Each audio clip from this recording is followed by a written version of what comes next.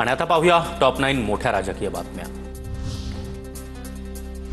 संधी साधूपणा करणाऱ्यांना सोबत घेणार नाही। भाजपसोबत गेले त्यांना सोबत घेऊ शकत नाही। दोन्ही राष्ट्रवादी एकत्र येण्यावर शरद पवारांकडून भूमिका स्पष्ट।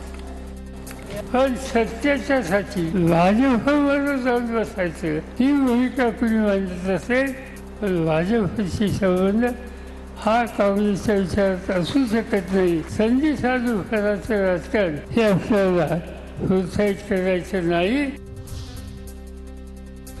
प्रत्येकाला आपलं मत मांडण्याचा अधिकार, शरद पवारांच्या वक्तव्यावर अजित पवार यांची प्रतिक्रिया।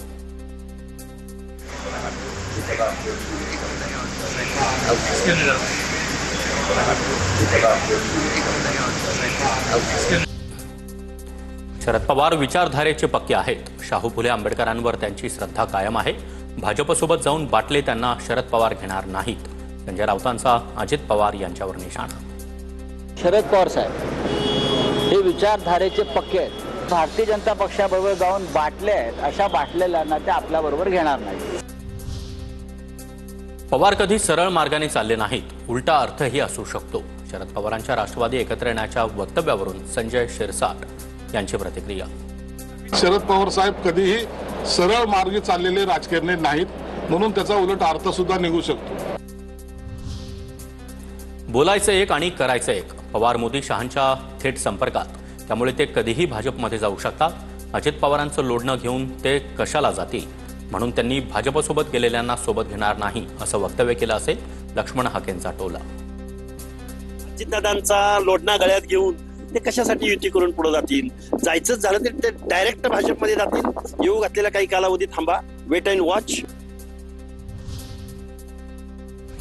मनसे आणि ठाकरेंच्या शिवसेनेच्या युतीचं गणित प्रस्तावावर अडलं। सूत्रांची माहिती। कोणत्या जागांसाठी प्रस्ताव द्यायचा, सेनेपुढे पेच। सूत्रांची माहिती। आमची ताकद जास्त, आमच्या अटींवर युती व्हावी, ठाकरेंच्या शिवसेनेची भूमिका असल्याची माहिती।